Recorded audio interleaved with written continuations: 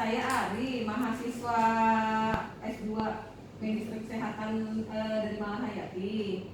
Nah, sekarang ini kan lagi mau penelitian tesis ya Bu ya, tentang strategi upaya peningkatan mutu pelayanan rumah sakit. Nah, mungkin nanti di sini ada pertanyaan sedikit ya Bu ya. Ya, silahkan. Terus ini ada ini Bu, ada lembar form konsen Bu, mohon diisi dulu. Nama.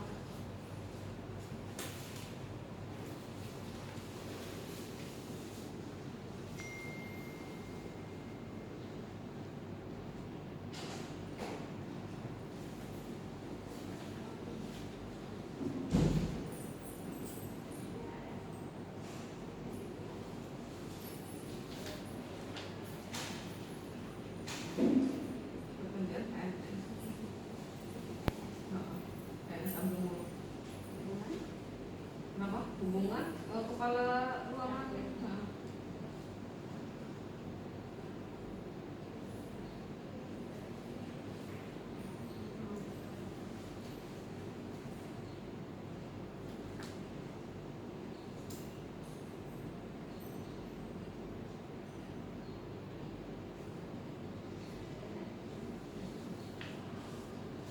Mulai ya Bu.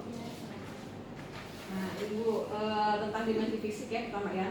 Menurut pandangan Ibu, desain tata bangunan di Abdul Muruk ini gimana ya Bu ya? Itu desain bangunan.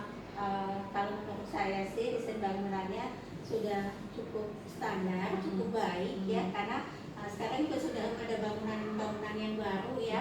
Kalau ini untuk di kebidanan aja apa untuk keseluruhan ya? Pertama seluruhan dulu Bu, nanti garis besar dulu lah secara keseluruhan dulu. Secara keseluruhan, sekarang kan kita juga sudah punya bangunan baru yang bangunan itu yang kita tempatkan untuk ruangan bedah, non bedah, ada juga untuk ruangan jantung, sudah tertata dengan baik. Sedangkan untuk di kebidanan sendiri, kami di sini mempunyai ruangan mempunyai 3 lantai, ya. Yang lantai 1 itu kami gunakan untuk tindakan, sedangkan lantai 2 adalah untuk perawatan dan lantai 3 untuk ruang pertemuan baik koas maupun dokter dan untuk ruang pelatihan. Di situ ada juga aula untuk bila ada pertemuan-pertemuan di situ. Berarti ruangannya di gedung ini sendiri aja udah lengkap ya Bu ya? Alhamdulillah lengkap. Fasilitasnya insya Allah sudah memadai. Nah terus Bu, ini kan sekarang ini kan lagi trennya kan corona Bu ya, pandemi corona nih. Iya. Nah di sini khususnya di gedung ini ya Bu ya, tempat buat cuci tangan atau wastafel itu ada nggak sih Bu di tiap di depan pintu atau di tiap ruangan? Kalau kami siapkan di setiap baik kamar pasien, di setiap tempat bidan jaga, itu kami siapkan untuk jenis cuci tangan yang kering menggunakan berbasis alkohol atau hand sanitizer. Sedangkan kalau untuk cuci tangan basah kami hanya pada tempat tertentu saja. Setiap kamar sudah kami siapkan, dan di depan pintu baik di dalam kamar, di dalam kamar pasien, di depan pintu, di tempat-tempat dokter jaga maupun tempat perawat jaganya. Kami siapkan.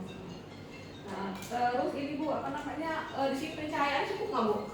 Kamar pasien itu sinar matahari bisa masuk nggak? Pada tempat-tempat tertentu, ya. Kalau yang memang dia di bagian sebelah utara atau utara ya itu bisa kena langsung. Tapi ada bagian tertentu yang tidak terkena sinar matahari langsung. Dan lagi kami di sini memang di settingnya untuk ruangan ber-AC, jadi untuk ventilasi itu tidak ada, termasuk untuk di kelas 3. Kalau untuk exhaust itu ada nggak sih Bu tiap ruangan atau cuma AC aja? Exhaust itu yang udah keluar? Ini ada untuk exhaustnya di kamar mandinya. Tapi ada Bu ya. Terus di sini ini kelas 3-nya atau setiap ruangannya itu sesuai nggak sih Bu jumlah bednya sama ukuran ruangannya? Sempit nggak gitu loh? Terlalu sempit nggak? Kalau menurut saya sudah standar, karena di sini kan dengan kamar kita kelas 3-nya punya 5 kamar. Itu ada 3 kamar untuk kasus obstetri, untuk 2 kamar untuk kasus ginekologi. Untuk di kelas 3 itu 1 kamar diisi dengan 4 tempat tidur. Jadi jaraknya kurang lebih 1 meter. Berarti udah cukup ya Bu ya? nggak terlalu sempit gitu loh, Iya. rapat-rapat gitu nggak sih? Ya. Dan juga kalau kami sediakan untuk antisipasi kalau memang ada pasien yang dicurigai, kadang-kadang kami pasien dapatkan dari connect. Kemungkinan di sana sambil menunggu hasil swab, kami di sini juga sediakan kamar yang memang tidak seperti kelas biasa, jadi lebih lengkap lagi. Jadi hanya diisi 3 tempat tidur. Kelas 3. Jadi untuk pasien-pasien yang memang menunggu hasil swab mungkin Bu ya. Kami hanya isi 3 tempat tidur. Kalau normalnya kami isi 4 tempat tidur untuk kelas 3. Terus Bu, di sini nurse station ya, dekat nggak sih Bu sama apa kamar-kamar pasiennya? Sangat dekat sekali. Kami punya station untuk di lantai 2 ada 2, khusus untuk kelas, ada kelas VIP, kelas 1, kelas 2 itu sangat dekat, berhadapan-hadapan dengan kamar perawatan. Untuk kelas 3 juga dekat sekali dengan bangsa. Jadi istilahnya pasien itu nggak susah gitu ya kalau apa infus habis atau ada keluhan tuh panggil petugasnya nggak jauh ya Bu ya? Selalu enggak, karena memang sangat berhadapan. Terus Bu, di sini ini ada tangga darurat nggak Bu? Atau tempat evakuasi kalau terjadi gempa atau enggak kebakaran? Ada, kalau kita memang terjadi evakuasi sudah diarahkan untuk melewati tangga dan ada titik tempat berkumpulnya di dekat kamar di IGD ya. Berarti udah ada Bu ya, buat kalau waktu-waktu ada bencana misalkan ada gempa atau ada terjadi hal-hal yang tidak diinginkan gitu ya. Nah terus Bu, pasien itu kalau dari luar, biasanya kan kalau dari ke ruangan sini ini kan dari Connect ya Bu ya, atau dari UGD ya? Di sini ada 2 macam pasien. Pasien yang masuk dari poliklinik, misalnya pasien mau operasi atau apa dari poliklinik, baru nanti setelah konsul-konsul baru ke ruangan 5. Ada juga pasien yang kasus dengan kegawat-gawatan itu melalui IGD atau Connect. Melalui IGD, setelah di IGD, kalau memang harus tindakannya segera dilakukan tindakan terlebih dahulu di IGD. Tapi kalau butuh pemantauan atau waktunya masih memungkinkan, dikirim ke ruangan 5. Berarti pasien mudah Bu ya akses ke sini nih Bu ya? Insya Allah mudah. Ya.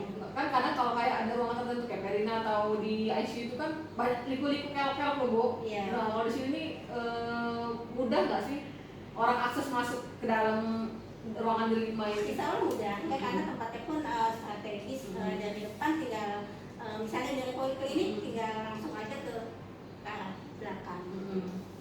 Nah sekarang ini Bu, menurut Ibu kebersihan di Abdul Muluk ini sekarang gimana Bu? Insya Allah sudah membaik ya, karena training safety itu sudah banyak, kerjasama baik dengan petugasnya dan dengan sapam juga. Jadi untuk kebersihan kalau saya ya terutama di ruangan saya ya, Insya Allah sudah membaik. Gitu. Nah itu petugasnya itu tiap hari buangin sampahnya itu nggak sih Bu ke tempat buangan sampah di belakang itu? Iya, setiap hari, bahkan bisa sehari 2 kali untuk jaga pagi buang sampah mungkin, bekas yang sore malam yang dinas sore pun buang sampah. Tapi yang pasti pagi hari buang sampah ke. Nah terus Bu di sini pakai hazmat nggak Bu? Kalau kita kan memang di sini pasien di masa pandemi ini, memang untuk di kebidanan ini pasiennya pasien yang bukan yang positif, tapi ada beberapa kali kita kecolongan ya pasien positif karena menunggu hasil swab sudah dikirim ke sini, ternyata setelah di sini positif. Kalau kami di sini biasanya menggunakan yang level 2, hanya level 2. Gaun berarti ya?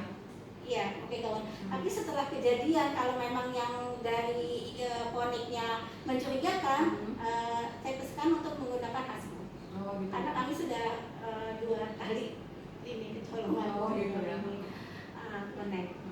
Terus Bu nanti hazmat itu taruhnya di mana Bu? Kalau udah selesai pakai, biasanya taruh di ruangan sendiri nggak sih atau taruh di mana? Ada tempatnya. Kami punya ruangan ganti sendiri untuk petugasnya dan ada tempat yang khusus juga di situ. Ruang ganti pun ada tersendiri. Yang di situ ada tersedia loker, ruang ganti dan kamar mandi langsung. Terus Bu di sini kan hubungannya kan sama darah sih Bu ya. Nah terus kalau misalkan ada darah tuh udah berceceran atau kotor darah atau feses pasien itu biasanya bersihinnya pakai apa sih Bu tugas sendiri? Kita di sini menggunakan, sudah diajarkan juga terhadap baik OB-nya untuk petugasnya pun ya, untuk PI-nya sudah berjalan. Biasanya kalau memang berserakan itu kita siramkan dulu dengan cairan bakery. Didiamkan dulu selama 10 menit baru kita bersihkan. Pakai spill kit gitu nggak Bu? Pakai alat? Iya, spill kit pun ada. Gitu ya. Terus keamanan di sini gimana Bu? Menurut Ibu keamanan nyaman di ruangan ini lah Bu yang Ibu tahu. Ya.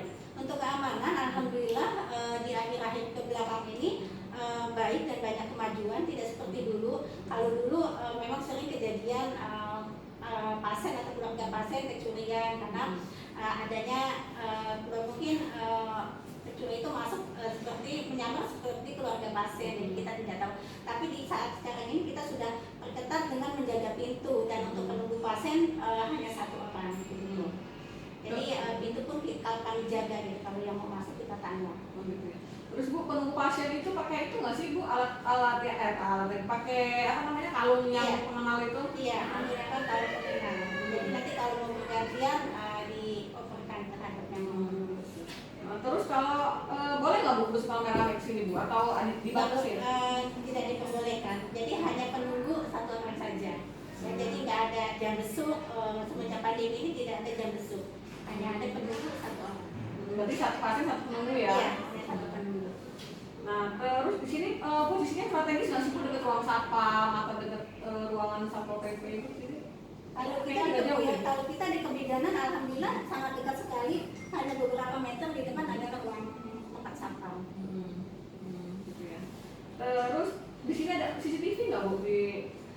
Untuk CCTV-nya kebetulan belum ada, tapi sudah direncanakan, titik-titiknya sudah disiapkan, tinggal untuk pemasangannya saja. Gitu. Tapi sudah didata untuk pemasangan, titik-titik tertentunya sudah ada. Iya.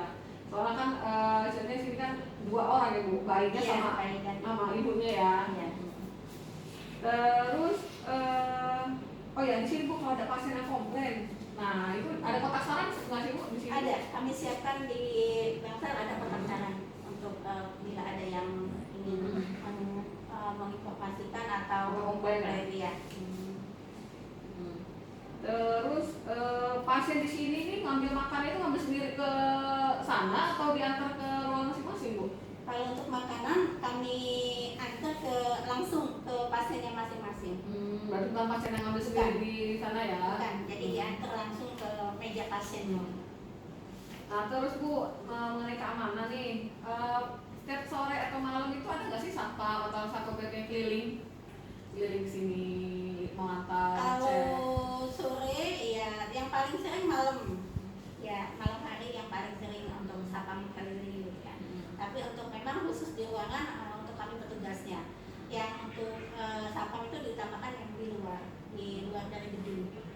Jadi untuk keluarga pasien kami terutama petugasnya yang menertibkannya. Tapi satpam juga ada di malam hari biasanya keliling untuk melakukan pemantauan. Nah ini sekarang Bu tentang dimensi ketepatan. Bu, selama ini nih masyarakat atau pasien itu udah sesuai nggak sih pelayanan di abdomolog ini dengan apa yang diingin pasien? Ya relatif ya pasien.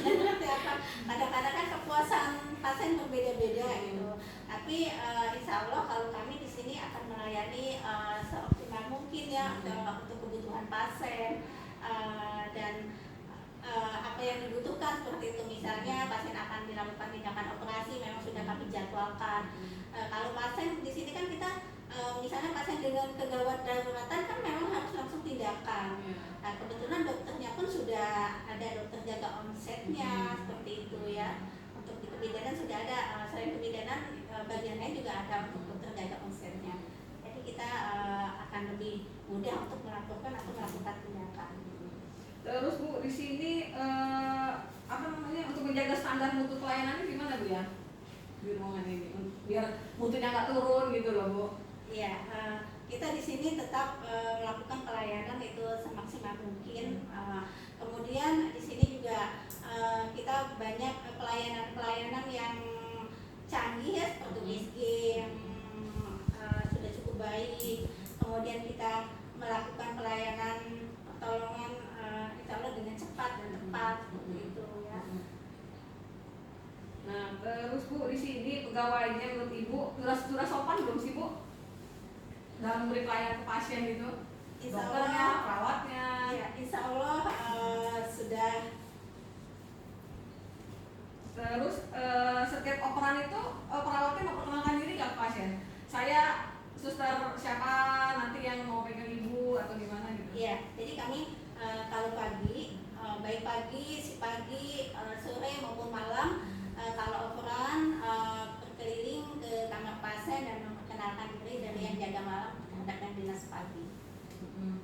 Nah, terus Bu, sama sering petugas sini dokter atau perawatnya memberi informasi nggak ke pasien tentang kondisi atau tentang penyakitnya ke pasien atau ke keluarganya? Ya, untuk informasi mulai dengan pasien itu datang, mulai dengan fasilitas yang ada, apa saja, kemudian kita orientasikan seperti apa, mulai dengan kamar mandi atau tempat tidur, kemudian untuk penyakitnya pun biasanya kami selalu didampingi oleh keluarga, karena kalau kami menjelaskan kepada pasiennya, biasanya pasien dalam keadaan yang dan kurang begitu sehat atau penerimaannya kurang begitu baik, jadi harus dengan pendampingan keluarga. Kalau di sini misalnya kan melahirkan, jadi terutama suaminya wajib mengetahui keadaan istrinya seperti apa. Kalau tidak ada suami, keluarga terdekat, ibu atau ayahnya. Dan kita untuk lakukan seperti concern, kemungkinan nanti yang akan dilakukan tindakan itu kita lakukan. Terus Bu, di sini dokternya itu kalau meriksa itu ngomong nggak, saya dokter ini, sambil nanya keluhannya, itu keluhannya apa gitu ke pasien? Iya, dokternya memperkenalkan diri, dan itu tadi apalagi kalau ada mau tindakan yang akan dilakukan, biasanya dipanggil keluarganya untuk dijelaskan. Terus sekarang ini Bu, pelayanan yang diberi di Abdul Muluk ini sudah cukup baik belum sih Bu? Sudah cukup baik, cukup tepat? Alhamdulillah sudah cukup baik.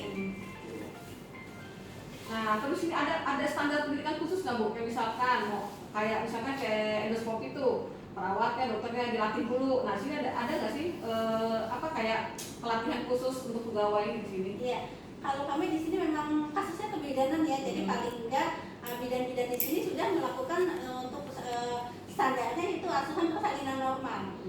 Itu pun ada sertifikatnya, kami sudah semua. Kemudian di sini kami lakukan misalnya pelatihan tentang konek, jadi untuk kegawat daruratan baik ibu dan bayi. Jadi memang yang khusus, kemudian lagi kalau untuk kebidanan tentang pelayanan KB, pemasangan, pencabutan implan dan IUD, itu paling bidannya sudah lakukan semua di sini.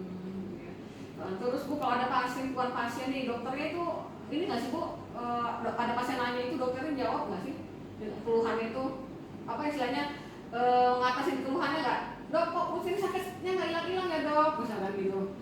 Nah, terus dijawab nggak gitu loh? Ya, kalau itu sih biasanya memang langsung ya. Misalnya pasien yang mengeluh, di situ dokternya akan menjelaskan. Kemungkinan misalnya memang terapinya sudah diberikan, kemungkinan akan dijelaskan supaya lebih mengerti. Biasanya kan di sini ada juga kalau pasien masuk tidak disuntik atau merasa tidak diapa-apakan, padahal sudah dilakukan pemasangan infus, sudah diberi obat-obatan, seperti itu ya. Jadi dokternya secara otomatis akan menjawab dan menjelaskan. Nah, sekarang Ibu tentang dimensi ketanggapan ya. Menurut Ibu, hampir sama Bu, sebenarnya pertanyaannya sebenarnya hampir sama muter-muter itu juga Bu. Menurut Ibu, pegawai Abdul Muluk itu peka nggak sih dengan apa yang diingin pasien? Ya, insya Allah peka, karena kan kita memang sudah di sini sih pegawainya ya memang yang sudah terlatih ya, insya Allah ya gitu ya. Jadi apa yang cuma kadang tingkat kepuasan kan berbeda kadang-kadang. Memang di sini kan kesini orang yang memang membutuhkan pelayanan gitu kan. Sedangkan pelayanan itu memang kan kalau kita lihat kasusnya, ada yang sifatnya kegawat daruratan, ada yang kasus biasa gitu. Nah, terus dokter atau perawat itu ini nggak sih Bu, berusaha untuk peka pasien nggak sih, misalkan dengan ya udah ibu istirahat dulu, ibu makan yang banyak. Jadi selain kasih obat-obatan juga pendekatan secara secara biar kayak ngajak dia kayak saudara gitu loh Bu. Ya, insya Allah sudah ya, karena aku pun diajarkan untuk selalu berempati ya, jadi lebih mendekatkan, lebih dekat dengan baik pasien dan keluarganya, karena yang datang ke sini itu tadi mungkin keluarga yang dalam kebingungan, pasien yang dalam kepanikan, jadi di situ kita memberikan rasa nyaman dan ketenangan, kita memberikan konseling, edukasi terhadap pasien tersebut. Terus Bu, kalau ada kayak misalkan pasien dulu nih, terus ini saya bengkak nih gitu kan, nah terus langsung dilihat nggak sih Bu apa? Ya Bu nanti dulu bentar Bu ya gitu. Insya Allah langsung, karena saya pun selalu menerapkan untuk teman-teman semua, bila pasien misalnya kita saat itu bidannya sedang melakukan menulis atau apa, bila ada keluarganya melapor tentang keluhan pasien, itu secepatnya untuk mendatangi pasien tersebut. Berarti secara langsung istilahnya kalau kayak gitu bahasanya berarti petugas sudah siap 24 jam ya Bu ya, kapan aja dipanggil berarti ya. Nah terus sekarang juga tentang keamanan. Di sini menurut Ibu aman nggak sih Bu barang-barang pasien ini? Ada kasus kehilangan gitu nggak sih? Insya Allah aman. Selama ini di tahun-tahun kebelakang ini saya tidak mendapatkan pasien yang melapor kehilangan atau keluarga. Terus kalau ada pasien masuk itu HP, dompet itu taruh di mana? Ada loker khusus nggak? Di ruangannya atau di mana gitu loker khusus buat taruh? Kalau loker khusus sementara ini belum ada. Jadi kalau HP, dompet biasanya disimpan sama keluarganya, keluarga pasien. Terus sekarang ini yang nomor 2, ya Bu, nih menurut Bu Nani mengenai teror di rumah sakit kita LSM semua nih banyak kan. Nah menurut pendapat Ibu gimana Bu untuk menanggapi banyak teror yang lagi marak di Abdul Muluk ini? Ya selama kita bekerja sesuai SOP dan sesuai dengan standar, ya kita sikapi saja dengan bijak ya. Yang pasti kita melakukan pelayanan itu sesuai SOP. Nah terus di sini kita ini pakai satpam aja, Pak, ada satpol PP juga sih Bu di Abdul Muluk ini yang menjaga Abdul Muluk ini cuma satpam atau Ada satpam, ada Pol PP. Pol PP juga ada di Kabupaten Bu ya. Pol PP ini selain keliling nggak sih Bu? Iya, keliling. Oh, enggak. Buat Ya keliling itu tadi kalau yang terutama di malam hari yang paling. Karena memang kalau di pagi hari seperti ini memang kondisinya sangat baik sekali, biasanya sangat rawan itu di malam hari. Iya, di saat orang lagi tidur kan, lelah, bisa nunggu seharian. Ya. Nah Bu, ini tentang empati Bu sekarang Bu ya.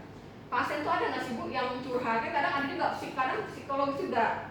Awalnya datang gara-gara sakit perut atau ada CA atau apa, ujung-ujungnya malah curhat gitu loh.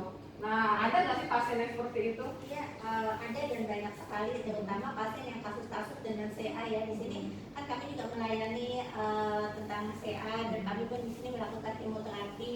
Di situ yang pasien itu memang betul-betul butuh support. Kadang-kadang ada pasien yang di sini memang sudah dalam keadaan kondisi yang tidak baik, tapi mungkin keluarga terdekatnya tidak mendampingi.